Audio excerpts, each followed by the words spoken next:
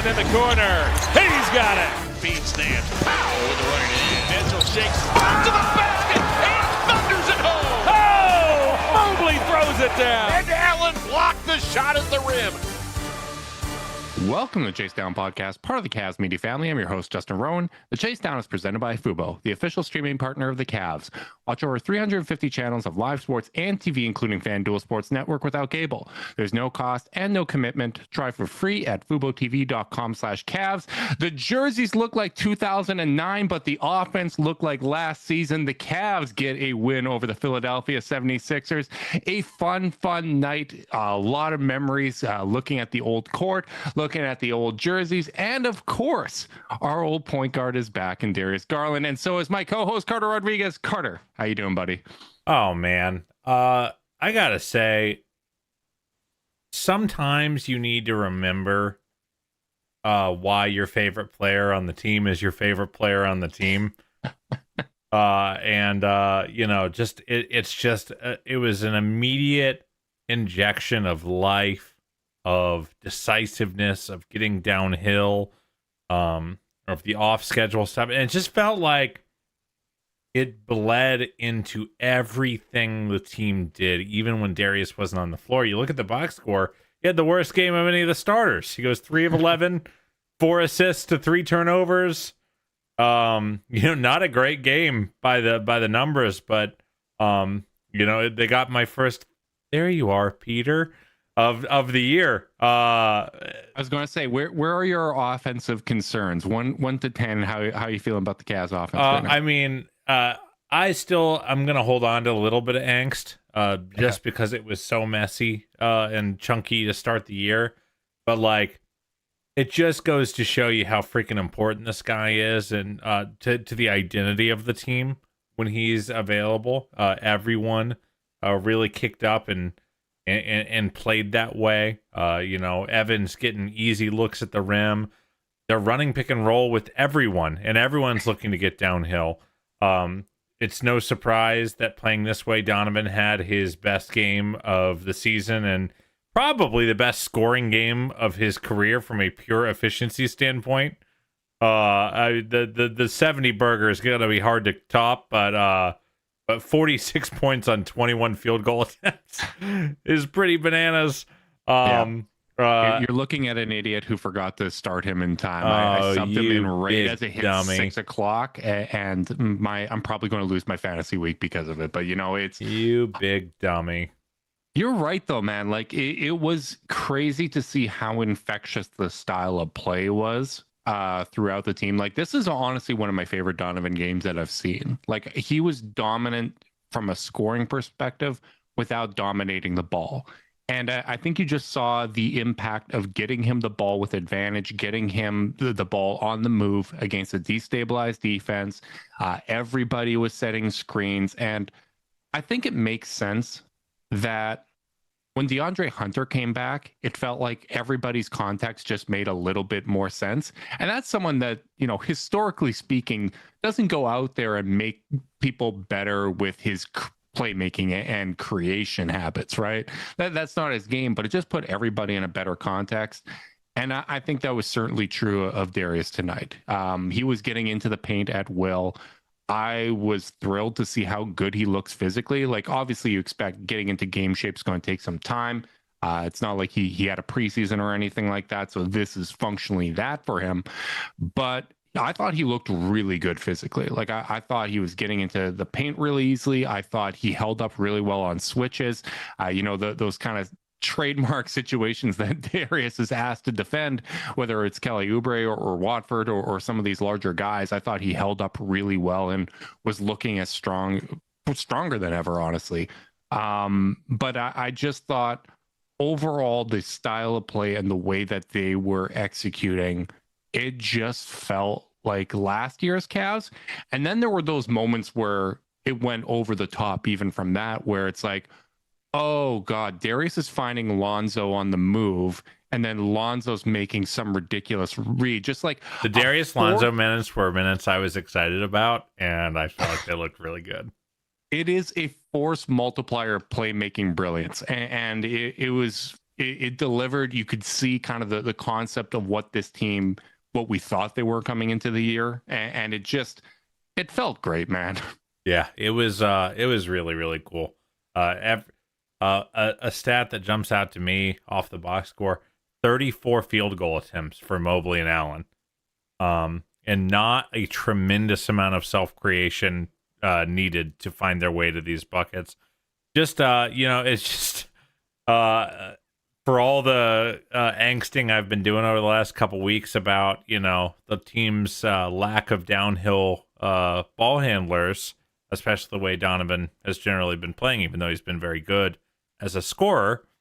Boy, does it really put it in stark relief when they come back, both in the form of Darius and in the form of Donovan being a really, really aggressive downhill player.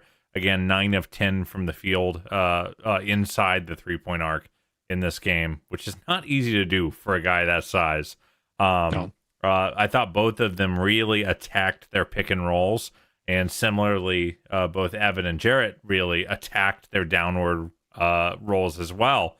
The kind of decisiveness and intentionality I've been begging for from this offense to start the year. And also just even running it, and I'm sure you have more on Darius, but like even everyone was running, even guys who aren't pure pick and roll players were getting 2 on the ball so they could get the defense into rotation. Lonzo ran some pick and rolls, and like he's never going to run them where he goes all the way downhill, but he got enough downhill to kind of force a defender to commit a step his way. Then he can use his size to just kind of float the ball over to Mobley or Allen in open space. And like, it almost felt like Max pick and rolls where he's not getting all the way deep, but it's okay. Like the defense is a little destabilized. I'm getting this off a secondary action, and someone's setting a screen for me. I can create an advantage for them. I can find the roller here. Yeah. So I just saw that with Lonzo. I saw Sam run some pick and roll that way. I really, really liked that. It just, again, I just haven't seen this team get an opposing defense in rotation all year, even when they've had 30-point quarters here and there. It's just, it didn't feel like this. Yeah. And I think if we saw some of those 30-point quarters that we had earlier this season, like a year or two ago, we'd be like, oh man, that's so much fun. But what we saw last year from the Cavs offensively was some of the most beautiful basketball that we've seen. Like we frankly, as fans, we're spoiled. Like it was the second most efficient offense, and the comparison you would get is to the beautiful game Spurs, right? Where the ball is just zipping. Everybody can do a little bit of everything. Everyone makes sense in their roles. And you're right, like everybody getting downhill was so encouraging, right? And I think that movement is infectious. And that was a point I was making earlier on another podcast. And I feel like this is supporting data towards that, where when you start playing a style within a game, you gain momentum. It becomes easier to continue playing that way. Everyone knows where they're supposed to be. And I think that's why you feel that effect even when, Darius is off the court, even when Donovan's off the court, right? Like it just in the minutes where I think there was even just Mobley at one stretch, I felt like that energy just kept going and the offense kept flowing throughout the night. I love the style of play. I think it's one of those things that helps make everything make sense.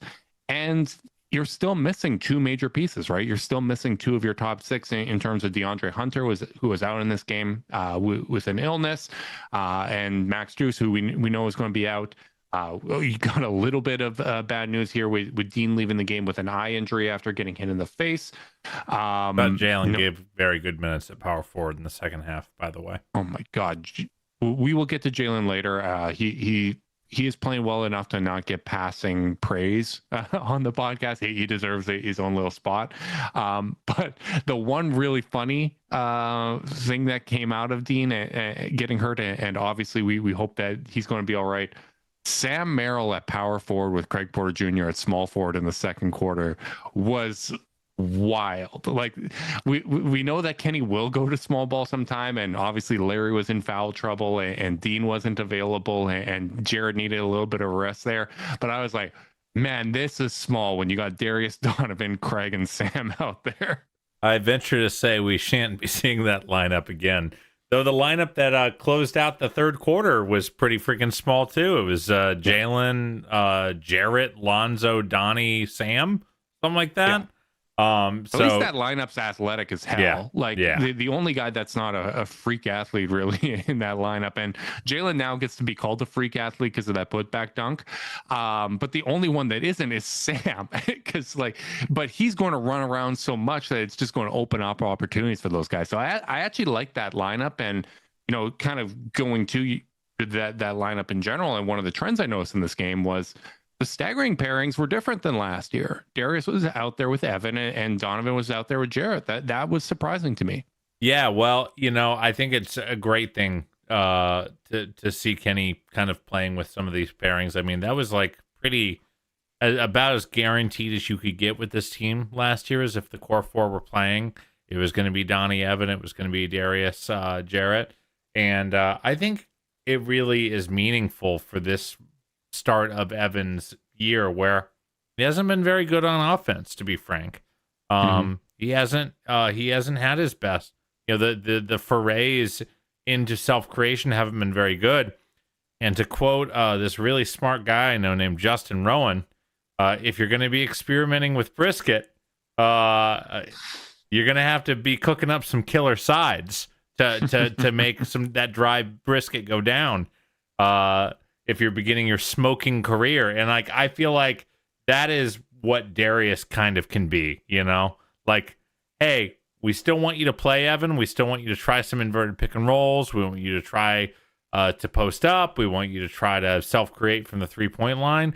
But also every other, every third play, let's just run a high pick and roll with Darius that you can slip, catch the ball in wide open space, and do the stuff that made you a second team All-NBA player last year.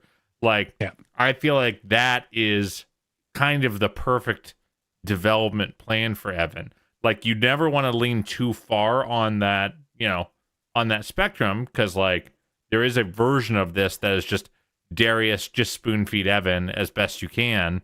But I think if they do this with the kind of balance and intelligence I've come to expect from this team, it makes a lot of sense to experiment with that pairing while Evan is finding his sea legs as a self-creator. Yeah, I totally agree. And, finding that balance is important. As you said, you don't want to be spoon feeding him those easy buckets in those staggered pairings, but the Evan Mobley usage and, just production that I'm most curious about is, what does he look like next to Darius, Donovan, Jarrett, and probably DeAndre, right? What does he look like in your best 5-man combo? Because, hey, if he's getting a whole bunch of stats when they're staggered and he's a focal point of the offense, and whether it's Darius feeding him or whether it's playing alongside Donovan, that's really nice. But when the game matters most in the postseason, you're going to have your best players out there. You're probably going to be leaning on that lineup heavier than you do in the regular season. And Evan needs to be involved, and he needs to be a focal point. And I don't think he needs to be the leading scorer, right? We talk about how he needs to be the most impactful player on the team. It's the unique thing about this team's build. Donovan's going to be the leading scorer. Darius is going to be the leading playmaker. And what Evan needs to do is be a good enough scorer and playmaker to allow Darius and Donovan to do what they do best, regardless of what the defenses are doing. It's a really, really interesting balance. It's not a way that a lot of these teams are constructed. Normally you have a little bit clearer of a hierarchy in terms of the star, but I really love it, man. When it's clicking and this team is operating at its highest level, we see them have games like they did last year against OKC. We see the team that had the best record against the Western Conference, that had the most clutch wins in the NBA last year, that had 64 wins, right? We know what the ceiling can be. It's just, it almost feels more fragile in some ways because you need all three of them clicking to some extent, or at least, healthy and productive, right? Like you need all three of them to at least maintain a solid floor of what they're bringing from production. And I think what you saw from Darius tonight was that solid floor. Yeah, the shots didn't fall down. Some vintage Darius isn't getting calls, which he was certainly letting the refs know tonight about. But I think what you felt was the floor of his impact. And I think if this version of Darius that's missing some shots but having an impact of the game was available for the Sixers or the Pacers series, I think it would have had a dramatic difference on that series. Yeah, I think you're absolutely right. And again, I just think he's so crucial to the identity of the team, even when it's not having those kind of possessions. I mean, I'm not going to credit Darius Garland for Donovan Mitchell getting 8 assists in this game. No. Obviously, Donovan gets all the credit in the world for that. And by the way, as a byproduct of the style of play Donovan played in this game, where he was constantly getting downhill, and like when he was exerting that much rim pressure as a downhill scorer, the dump off passes were just so much easier and cleaner. It's not like I've been watching Donovan play to start the year while the offense has been really muddy and be like, come on, man, you got to make that pass. Like, no, I haven't been doing that. The angles haven't been opened up to create the pass that needs to be made. And I thought he did a really, really good job of just getting downhill and really forcing Philly to have to step to him. And then just, he didn't have to make crazy cross-court baseball passes. I would venture to say 6 or 7 of those 8 assists were just dumps to Jarrett or Evan. Yeah, and I think the important thing is, with the games we've seen prior to this one, I think Donovan could get downhill as frequently as he did in this game. He would just have to work so much harder to do it, right? Yeah. And I think it didn't seem like he was working that hard tonight, which is crazy. Yeah, he some of that is maybe, hey, Maxi's not a good defender and VJ Edgecombe's a rookie, right? So you're going to be able to have some some turnstiles at the point of attack, but also he was just catching the ball with advantage every single time, right? Like whether it was as a scorer, as a playmaker, they made his life so much easier. And I think that's one of the most important things to me, right? When Donovan got it going in that third quarter against the Knicks, what did we say post game? I would like to see when he gets it going that the Cavs involve Mobley in terms of let's get him some touches to help facilitate for Donovan. Let's use other guys to keep this going and stoke that fire. It felt like they were doing that tonight. It wasn't just, oh, Donovan's cooking, so let's kind of stand it and watch. It was, let's find creative ways to keep getting him quality looks without him needing to work that hard. And when Philly tried to take that away, it created those playmaking opportunities for other guys. Yeah, man, this is what I freaking had in mind, Justin. And like, there are some, there's obviously some mitigating factors here. Cavs had 2 days off. Philly was playing 3 and 4 on the road. Even it was Maxi's birthday yesterday, even. So geez, yeah. So some considerations to be made. He seemed pretty good. He seemed pretty good. He was great. He was a good boy. Yeah, he was great in this game. And no Embiid. Definitely. Well, that helps the Sixers. But proceed. I know. I knew you were going to say that. But I do think there was no Embiid, but there was still the foul quota that Philly has to get for Embiid. So it was like, okay, let's find creative ways to fill this quota. Yes. You're such a hater.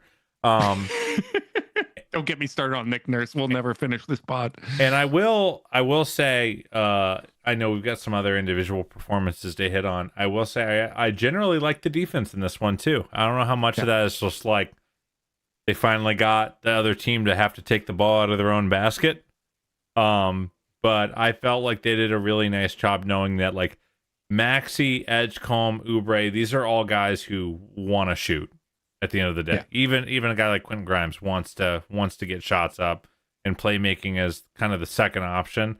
I thought they did a really nice job, especially Evan and Jarrett on the defensive end, of coming over just at the right time to spike shots. Like it felt like one of those games where you would have 4 or 5 possessions in a row where they're either blocking or severely limiting a shot attempt.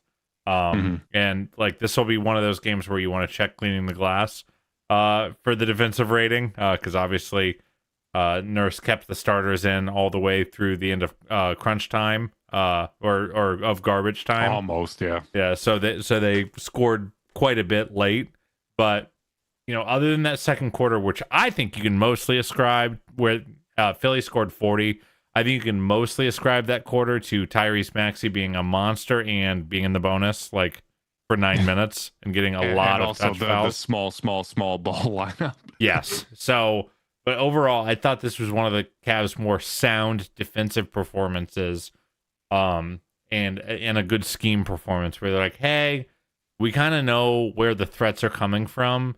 We're just going to kind of build towards them. We're not going to over rotate. If Justin Edwards hits a couple threes on us, we're not going to panic. And even though Philly's percentages come out at the end of the night looking pretty good, you were able to put the clamps on them when it really mattered in the third to take over the game. Yeah. I thought the defensive communication was really good, and it was just so refreshing to see DG come back and just put everybody in a better context, right? Like we've talked about it before, but it's just so evident that he puts everybody in sync, and that's really valuable. And that's why I value Zoom Workplace, Carter, because teams move fastest when everybody's in sync. Zoom Workplace keeps meetings, chats, docs, and more together, so your work flows like a perfect play. Keep work moving and zoom ahead with Zoom Workplace. I want to talk a little bit more about Mobley, because on the season coming into this game, he had 7 total dunks. I think tonight he had 4. And I liked his shot diet a whole lot more than almost any game this season. I think I honestly liked it better than the Toronto game. There was that stretch in the second quarter where it almost felt like a little bit of a Kevin Love throwback, where he had 15 quick points in the first quarter and then didn't really get a whole lot of touches in the second quarter. I think he only had 1 field goal attempt. But I like the shot diet a whole lot more. There was one play in the first quarter, I think it's when Donovan and Jarrett first went to the bench, where DG found him at the top of the free throw line. He was facing up. Drummond was in drop. The deepest drop. The deepest of drops. Mobley turns down the jump shot. He dribbles and he takes a tough fading shot over Andre Drummond. I loved that possession, even though he made the wrong read and decision on that possession. I want to see Mobley get touches like that, because I think if Mobley consistently gets touches like that, the decision making is going to get better in those spots. I think one of the issues that's kind of slowed him finding a rhythm this season is where he's getting touches on a nightly basis, and what he has to do to get his shot off is so varied. There isn't routine to it. It didn't feel like there was as much structure to it. And I thought he was getting very similar looks and very similar touches in similar areas throughout the night. I think if you give him 3 or 4 of those touches at the top of the free throw line a game, by February, the decision making is going to be pristine, because we have seen Evan Mobley be a supercomputer year after year. We've seen him get better season after season, or throughout the season, every single season throughout his career. And I think this year is a little bit unique, because coming into past years, he had refined and enhanced what he was already doing. And this year he's adding new things to the table. But I still expect that in-season progress from him, because that's just what we've seen throughout his career. Yeah, I think you're spot on. It's a really good point that, like, as much as we complained about Evan's usage in the postseason, as everyone kind of started falling off a cliff from a health perspective, I don't think we ever were like, run 12 pick and rolls a game, Evan. Like, we just want him to catch the ball in empty space and have the opportunity and the confidence in the reps to make the right choice when he gets the ball with just a modicum of space, with a modicum of advantage.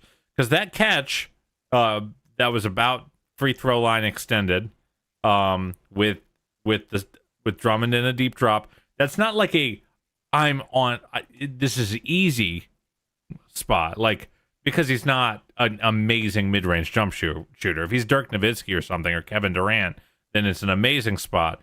what it is a spot with a slight advantage that he needs to make the right call to attack, whether that's rising up for the quick jumper or taking a dribble, forcing Drummond to step to him to stop the easy floater so he can find someone flashing baseline. That's the rep that you want to see over and over and over and over again. So it becomes so very, very painful to let Mobley catch the ball with a little bit of space 15 feet from the rim. Like, that's what you really need to do. Like, everything else, like running pick and rolls, like self-creation, pull-up threes, like that stuff can be the cherry on top, not the whole sundae. So I think it's a really, really good call out. And it's kind of nice to get to a spot in this game where the process was good enough that we even could talk about the decision making. Yeah. Because I really haven't felt like the process to set up every individual possession has been at a point where I can really, like I mentioned with the Donovan thing, where I'm not like, oh man, Donovan, why aren't you making that pass? I'm like, there's no pass there because the process wasn't good enough. Like, getting back in a place where they're constantly catching the ball with advantage so they can practice that decision making is crucial. So I thought that was a great point from you, my friend. Thank you. I love that spot for Mobley because he's probably taken a good number of shots from there this season. But to get to that shot, he's probably had to dribble 6 or 7 times, and he's shooting like a turnaround over the shoulder or whatever the case may be with a defender on him. If he's catching the ball like that, like I think he was even facing the basket pretty much when Darius got it to him. Like, he can pull and take that shot. If the defender's closing out at him, he can get that shoulder by them and knife by. And if the help defender comes, you get that big to big passing. We got like more big to big passing in this game than we've had all season, right? And I think your point before about the number of field goal attempts period for Evan and Jared was spot on. Like, I think that is the sign of a healthy offense. The sign of a healthy offense is Jared Allen out there with 24 and 10, 3 blocks and 3 steals, because when the Cavs are healthy and everything is flowing, Jared Allen usually looks really good, right? Like, he is our canary in the coal mine. I was really, really happy to see him come back this game. I thought he looked really good out there.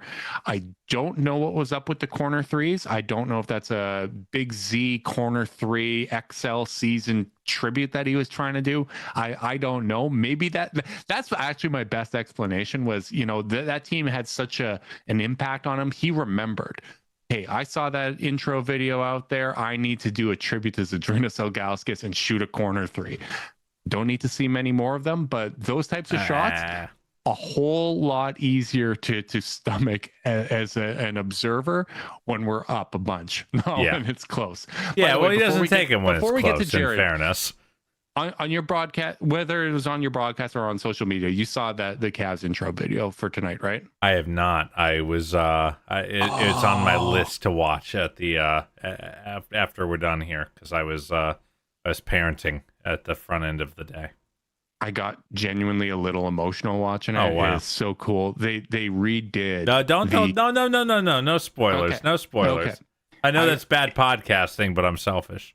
The Cavs video team, like their game ops, we know it's elite, but like this one absolutely hit for me. And they pulled out all the stops tonight. DG back, amazing intro video, Red Panda at halftime. I just always feel lucky that I'm on League Pass where I get to consume all of that stuff. But getting back to Jared, I thought he was excellent tonight. Yeah, he was great. Just exactly what you want to see. I mentioned at the beginning of the podcast him as a screener. I just felt like he was really making contact and dragging guys. He was fighting for deep post position a lot, and that just lets him make catches that are, even if they're not clean, his footwork's so good that he can pivot his way to a clean look, especially without a ton of rim protection on the floor for Philly today. So I thought he was awesome. You really, really miss him when he's gone. 6 steals and blocks combined in this one, so just super active with the hands. Good on the 11 of boards. 17 should have been 12 of 17 with that missed goaltend, but like, efficient as hell, even with those two kind of crazy 3-point attempts. Yeah. And again, just a guy who really benefits from when the rest of the Cavs can get the defense in rotation. And he really showed it tonight.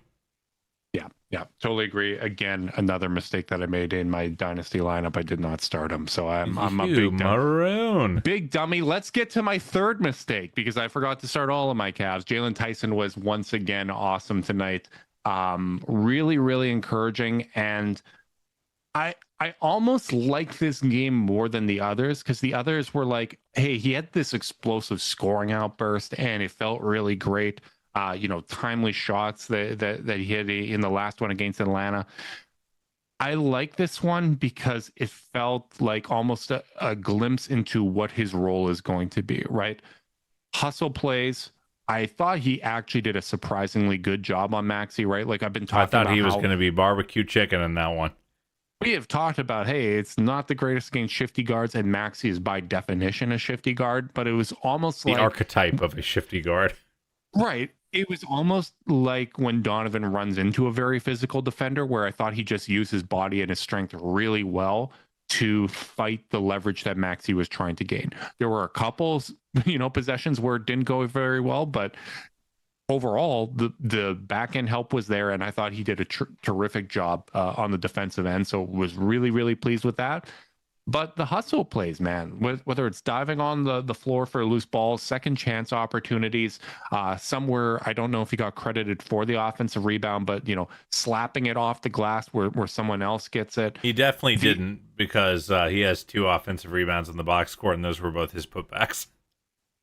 Like, I was really, really, really pleased with his activity level in this game. And then, the shots that he's hitting, it's almost like we got a combination of like the Josh Hart hustle plays that we wanted and the George Niang 3-point shooting that we so sorely missed. We got that wide base corner 3-point shooting that George Niang brought in the body of a hustle player. You're making a face, but I am 100% right, and you hate that I'm right. This is just a classic Justin overstep. I'm not going to engage with that one, but I will say that this is exactly what you want to see from a 29-minute start from Jalen Tyson. Plus 12 in the plus minus, rugged defense, some event play. Like, how many times, and by the way, this is so unfair, but like, you're just always going to look at his minutes and go, no, it would have been Isaac last year. So you got to kind of look at what look at what's different at the end of the day. I'm not like trying to like pit 2 players who don't even play in the same team anymore against each other as much as just like compare and contrast, kind of the break glass in case of emergency bench wing experience. And even though there are plenty of Isaac games we really liked in the regular season, there would be a lot of that, like 2 rebounds, no assists, 6 shot attempts, and then you kind of move on and it's like, did the threes go in? Then he probably was pretty good on offense. Defense is going to be steady, and that's what it is. In this one, you have 10 points, 2 offensive boards, 3 defensive boards, 3 assists, 2 steals, 1 block. Like, those are the kind of chaos event plays that you want to see from a role player, as long as their fundamentals aren't falling off a cliff. And that's why it's so important that he held up really well on the defensive end and wasn't getting cooked from a foot speed perspective, wasn't getting caught out in no man's land or doubling in the wrong spots. Like, because if he can just hang fundamentally and athletically, I think all the other stuff that had us excited about him as a prospect really starts to pop. Like, he doesn't have to be Danny Green on the defensive end. He doesn't have to be, a great perimeter role player defender. He just has to be good enough to let the stuff he's good at shine. And to that point, that's why I was so excited about this game from him. Yeah, and it's not about, pitting one against another. It's understanding that this is the type of decision making that the front office weighs, right? When it comes to team building, right? Like you have a finite number of roster spots, you have a finite amount that you can spend under the cap, and you have to make calculated judgments in terms of what's one player going to bring to the table versus another. And I think one of the key things with Isaac last year, obviously, I don't know if I said this recently on a podcast or if it was just discussion we had on the side, but like the defense did fall off a little bit last year compared to the prior years where the tracking data was so elite. And I think one of the biggest differences was in previous years, Darius and Donovan would be kind of hit off to the side, right? Like we're going to use Isaac as the point of attack defender when he's out there. He's going to be that primary on-ball defender for a lot of point guards, and that's what he's most valuable at. Kenny Atkinson wasn't approaching defense that way. Darius is being asked normally to guard the lead ball handler. He'll guard Trae Young. He's going to guard all these different guys, right? There's less value to what Isaac brings as a point of attack stopper if he's not being used as the point of attack. And you can only maximize so many players at once, right? Like you can't use everybody with their number one skill set because it doesn't always mesh. So if you're not capitalizing on that, if you're not utilizing that skill set because you like how you're playing a different way, someone else could bring more to the table in a different opportunity. And Jalen still has a long way to go. We don't know how his game would translate to the playoffs, but the type of stuff that he does, that archetype, there's a real value to, hey, physical player that's going to buy you extra possessions. And if that shot's real, that opens up a lot of possibilities, right? And that makes it easier to make some of the swings in Lonzo's shooting because, hey, we have this other guy in the rotation that's bringing us a pretty good floor that we feel good about. And Lonzo, the shooting's a bonus, but my God, like the playmaking is just, it is opening up so many possibilities for everybody else. And there are so many other people that can do the play finishing on his behalf. Yeah, really cool Lonzo game, I thought. Just got the ball to guys with advantage over and over and over again. And like I talked early in the year about like how he is gonna have to score a little bit, but like an 0 for 3 game with 8 assists and 1 turnover, like if the rest of the roster is contributing the way that you want them to be, like kind of feels okay. You know, I'm not gonna sit here and wring my hands about bench scoring or anything like that.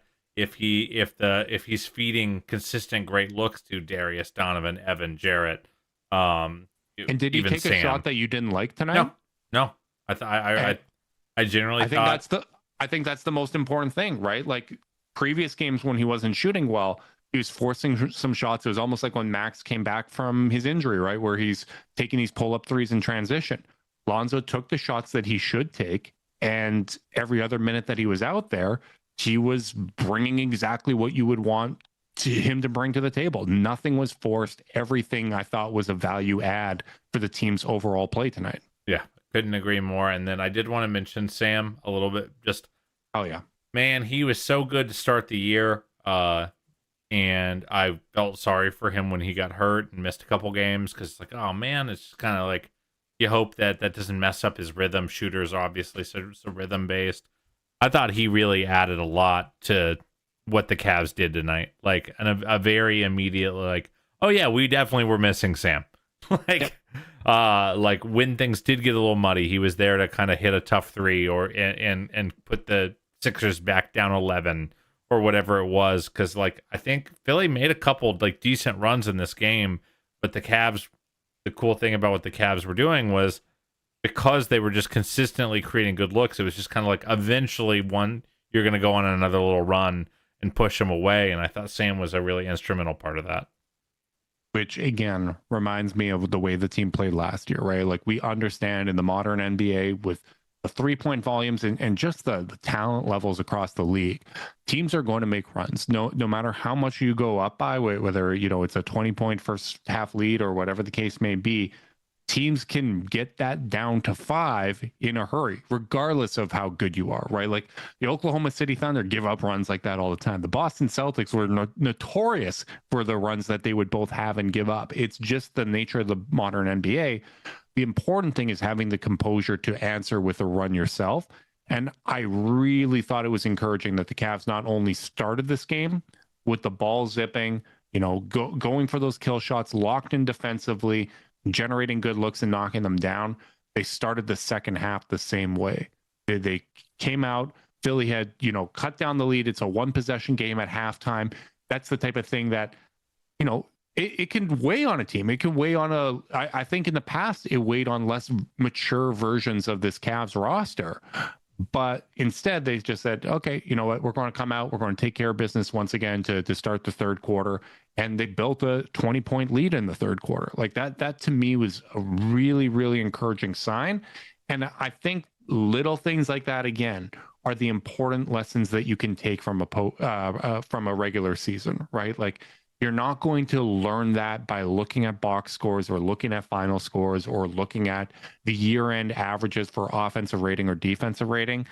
It's when you watch a team for 82 games, you get a feel for the nuances of the team, right? Like, you get a feel for, hey, when someone isn't cooking, when someone looks a little disjointed from the team, what are the causes of that? How does this team respond in these types of situations? I thought that tonight was a positive step in the right direction, and building some good muscle memory on how to take care of a team, understanding that the context of Philly being on the second night of a back-to-back and a little shorthanded. Yeah, it was a fun game. I think the most fun game of the year. Detroit, I think some people might point to that, but this felt like my guys the team I really fell in love with last year. And all with jokes aside, like about Embiid, Philly's been good without Embiid this year. Yeah. Like they've been awesome. Yeah. This is their first losing streak of the year. They were 5-2 going into this game. And it felt nice to hand them a loss. Overall, it just felt nice, I gotta say, to watch these guys show that they still have that verb, still have that pop on offense, still make a team feel lost, rotating and closing out and rotating until their brain breaks and they give up a clean look. Like, that kind of pressure on the defense of Philly tonight felt good. And but with all that said, like, there's mitigating circumstances. Philly was on their third game in 4 nights while the Cavs had 2 days off. I really want to see them go into Washington and do the same thing on Friday. NBA Cup game, baby. Like, yeah. The points are going to matter. Their point differential. I still want a chance to go to Vegas here. Yeah, go host Chicago and not me, to be clear. I'm not traveling. And then on the second half of a back-to-back, is your identity going to hold up, or are you going to get tired? Like, these are the things I really am excited to look out for, and it's kind of, frankly, the standard I think we want to hold the team to. This is a team we went into the year saying, you've got a real shot at the title, the best shot you've ever had in a non-LeBron year, and it's time to consistently meet that mark, especially since it's looking like OKC's going to go 82-0 this year. They look really, really, really damn Oh my good. God. This feels 2016 Thunder or Warriors regular season-y. Yeah. Oh totally my does. goodness. They're not even whole and they're murdering everyone. It's going to be a test for sure, but we've got a long way to go before we start. I would love 10 years years later to take down another record-setting juggernaut in the NBA Finals. How does that sound? It sounds like some pretty good synergy here. I like anytime we're tying the present into the past. The Cavs absolutely did that tonight with the retro court, the retro jerseys. You're right. I think these next few games are going to be really, really interesting. Great to see DG back. Great to see no minute restriction too, right? Like that's one of those great signs that, hey, this really was managed properly. it's not like, hey, he looks kind of at 80% or anything like that. I think it's just a matter of conditioning for him. So really, really happy to have him back. Happy to have the Cavs winning once again. Happy to have all of you guys hanging out on YouTube. Big thanks to everyone tuning in live on YouTube. Make sure you guys like and subscribe. Click that notification bell so you know when we're going live. If you're listening via podcast and you want to support us, leave us a rating, leave a review, subscribe, unsubscribe, resubscribe, and help cook those books. If you want to be part of Chase Down's exclusive Discord chat, send a screenshot of the view to chasedownpod@gmail.com. However you choose to support us, we really do appreciate it. Be sure you guys are staying safe out there. Until next time, go Cavs.